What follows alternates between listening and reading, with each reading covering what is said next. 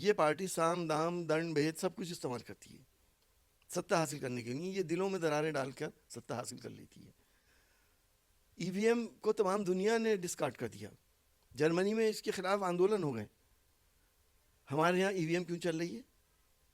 EVM पे हमें पहले से भी शुबा है। हमने पार्टियों में भी कहा, और हमारी जब अपोजिशन की मीटिंग होती है हमने उसमें भी कहा कि हमें सबसे पहले ईवीएम के खिलाफ आवाज़ उठानी चाहिए। हमने 4 सीटें मांगी थी, अखिलेश जी ने 2 बजे तक हमारे लोग वहाँ बैठे रहे, बात हो गई, फाइनल हो गया, सब बातें हो गई, और जब लिस्ट आउट हुई तो हमारे नाम गायब हो गए।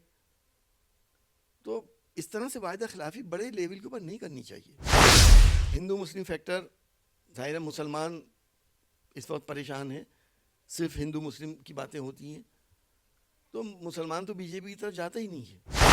जिस तरह की बातें मध्य प्रदेश में हुई, अखिलेश जी के लिए अपने दिल में जगह रखने वाले लोग जो उनका सम्मान करते हैं, वो कांग्रेस को कैसे वोट दे देते जब इस तरह की बात कह दी गई।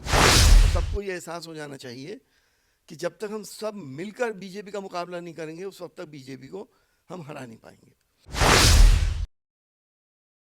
लोकसभा चुनाव से पहले इन विधानसभा चुनाव के नतीजों को सेमीफाइनल के रूप में देखा जा रहा था, और जैसे ही अब ये नतीजे आए हैं तो ये साफ हो गया है कि कहीं ना कहीं इन नतीजों में भारतीय जनता पार्टी ने बाजी मार ली है।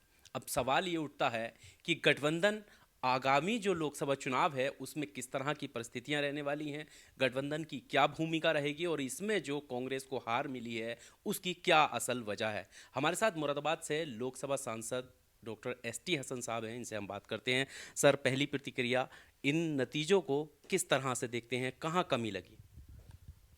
देखिए, जिस तरह से आप सब लोग दिखा रहे थे मध्य प्रदेश छत्तीसगढ़, जिसमें नेक टू नेक फाइट थी, छत्तीसगढ़ में तो चलिए एक हद तक सही है, लेकिन मध्य प्रदेश में हमने भी ये रिजल्ट नहीं सोचे थे। अब अगर आप एनालिसिस करेंगे तो ये अंदाज़ होता है कि वहाँ के जो लीडर हैं छत्तीसगढ़ के, उनमें आत्मविश्वास, ओवर कॉन्फिडेंस और एरोगेंस, घमंड, जो ही उनको लेके डूब गया। सियासत के अंदर एक एक इंसान की वैल्यू होती है, लीडर्स की तो होती है लेकिन जनता की भी होती है। जब जनता ये देखती है कि किसी बड़े लीडर के लिए इस तरह की बातें की जाएंगी कि कौन अखिलेश, जिसको तमाम हिंदुस्तान जानता है, दुनिया में भी उसकी पहचान है, तो ऐसे लीडर के लिए ये बात कह देना कि आपको नहीं लगता कि ये घमंड और अति आत्मविश्वास की बात है?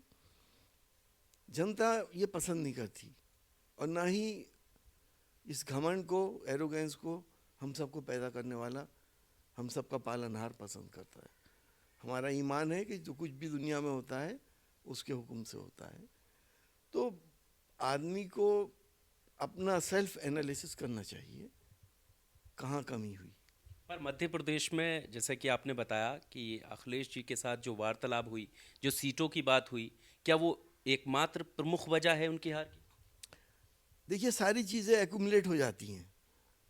हमने 4 सीटें मांगी थी, अखिलेश जी ने 2 बजे तक हमारे लोग वहाँ बैठे रहे, बात हो गई, फाइनल हो गया, सब बातें हो गई, और जब लिस्ट आउट हुई तो हमारे नाम गायब हो गए। तो इस तरह से वायदा खिलाफी बड़े लेवल के ऊपर नहीं करनी चाहिए। तो ये वायदा खिलाफी भी हुई, और इससे ये एहसास हुआ उनके स्टेटमेंट से कि उनको ओवर कॉन्फिडेंस भी है और एरोगेंस भी है। पर अब जब नतीजे सामने आ गए हैं तो एक ज़रूरी सवाल जो खासकर सोशल मीडिया पर भी होता है, और अब जो है कांग्रेस के तमाम कार्यकर्ता और नेता कहते हुए दिखाई दे रहे हैं कि ये एकमात्र ईवीएम की वजह है। मोदी जी सिर्फ तेलंगाना हमें देना चाहते थे, बाकी सभी राज्य मोदी जी ने अपनी तरफ कर लिए। आप क्या इससे सहमत हैं? देखिए, मैं इससे बिल्कुल सहमत हूँ। मैंने आपसे कहा ना कि ये पार्टी साम दाम दंड भेद सब कुछ इस्तेमाल करती है सत्ता हासिल करने के लिए। ये दिलों में दरारें डालकर सत्ता हासिल कर लेती है। ईवीएम को तमाम दुनिया ने डिस्कार्ड कर दिया। जर्मनी में इसके खिलाफ आंदोलन हो गए। हमारे यहाँ ईवीएम क्यों चल रही है? ईवीएम पे हमें पहले से भी शुबा है। हमने पार्टियों में भी कहा, और हमारी जब अपोजिशन की मीटिंग होती है हमने उसमें भी कहा कि हमें सबसे पहले ईवीएम के खिलाफ आवाज़ उठानी चाहिए, बैलेट से होना चाहिए। काउंटिंग के अंदर 15 की जगह 30 टेबल लगा दें, 45 टेबल लगा दें, क्या फ़र्क पड़ता है, जल्दी हो जाएगी काउंटिंग। पर कई सारे राज्य जैसे कर्नाटक जीते, हिमाचल जीते, उस वक्त में ईवीएम को दोषी क्यों नहीं ठहराया जाता या उसके खिलाफ सवाल क्यों नहीं किया जाता है? देखिए ये पॉलिसी है इस सरकार की कि अगर ये सब जगह ये जीत जाएंगे तो सारे हिंदुस्तान शक करेगा ये क्या हो रहा है। ये तो इनकी एक पॉलिसी, ताकि ये फेस सेव करने के लिए वो कुछ जगहों को छोड़ देते हैं। अब पर इसमें अब तेलंगाना पे तो पूरा हिंदुस्तान कह रहा था कि ये हार रहे हैं, तो वहाँ इन्होंने गड़बड़ नहीं करी। यहाँ प्लस माइनस था तो हो गई होगी गड़बड़, मुझे तो ऐसे ही लगता है।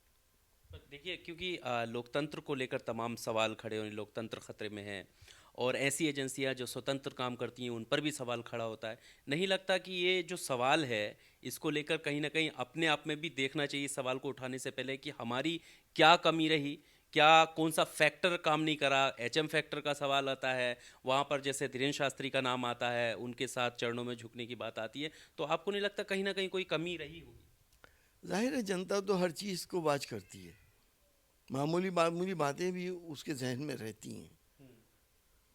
हिंदू मुस्लिम फैक्टर, जाहिर है मुसलमान इस वक्त परेशान है, सिर्फ हिंदू मुस्लिम की बातें होती हैं, तो मुसलमान तो बीजेपी की तरफ जाता ही नहीं है। अगर मुसलमान जाता कांग्रेस की तरफ या समाजवादी की तरफ या नोटा पे चला जाएगा, क्योंकि जो जिस तरह की बातें मध्य प्रदेश में हुई, अखिलेश जी के लिए अपने दिल में जगह रखने वाले लोग जो उनका सम्मान करते हैं वो कांग्रेस को कैसे वोट दे देते जब इस तरह की बात कह दी गई। तो कहीं ना कहीं उन्होंने अपना नुकसान किया, और आत्म विश्लेषण करना अति आवश्यक है। सेल्फ असेसमेंट होना चाहिए। लेकिन एक बात मैं आपको ये बता दूं, कांग्रेस के जो बड़े नेता हैं, राहुल जी से लेके सोनिया जी से लेके जयराम रमेश जी और लोग हैं, ये सब बहुत इस मामले में सॉफ्ट भी हैं और व्यवहारिक भी हैं, हालात के हिसाब से बात करने वाले लोग हैं, सबको सम्मान देने वाले लोग हैं। लेकिन जो नीचे वाले लोग हैं वो इनकी बात भी नहीं मानते। राहुल जी को ये पता ही नहीं था कि हम 4 सीटें जो मैंने तय करी थी दी नहीं गई। इन्होंने जी को ये बात नहीं पता थी? जो मेरे सुनने में आया, उन्हें नहीं मालूम था, वरना ये होता ही नहीं अगर उनको मालूम हो जाता तो। पर अब जब बड़े मैच के लिए, फाइनल के लिए, क्योंकि अब जो है लोकसभा चुनाव आने वाला है, तो ऐसे में क्या परिस्थिति रहने वाली है, खास करके गठबंधन के एतवार से मैं ये सवाल कर रहा हूँ कि अलग अलग पार्टियां हैं, अपने अपने दम भर रही हैं, और अभी की जो स्थिति है उसे देखते हुए? देखिए मैं समझता हूँ इन नतीजों से गठबंधन और मजबूत हो जाएगा। हालात देख रहे हैं सब लोग, और सबको ये एहसास हो जाना चाहिए कि जब तक हम सब मिलकर बीजेपी का मुकाबला नहीं करेंगे उस वक्त तक बीजेपी को हम हरा नहीं पाएंगे। इसलिए एक व्यवहारिक सी बात है, नेचुरल बात है कि हमें सबको इकट्ठा होना पड़ेगा, वरना तो वोट बटेगा। आपने देखा नहीं कि 40% वोट लेके सरकारें बनी, 35 से 40% वोट लेके, 65 से 60% वोट वाले अपोजिशन में बैठे हैं। अगर ये मिल जाएंगे तो बीजेपी कहाँ बचेगी।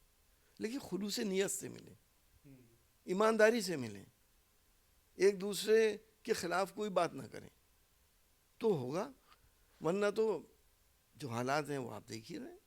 पर जैसे आपने कहा कि अगर एक साथ आते हैं तो ये सारी चीज़ें पॉसिबल हैं, पर जो कमेंट्स आ रहे हैं या ट्वीट्स आ रहे हैं सोशल मीडिया पर, जो पोस्ट आ रही हैं पार्टीज़ की तरफ से, उससे तो नहीं लगता कि अब जो गठबंधन है वो मजबूती की तरफ जा रहा है, या सिर्फ अपने आप को रिप्रेजेंट करने की बात पार्टियां कर रही हैं? देखिए बहुत सी पार्टियों ने अगर पोस्ट किया तो उन्होंने ये थोड़ी कहा है कि हम गठबंधन में नहीं हैं।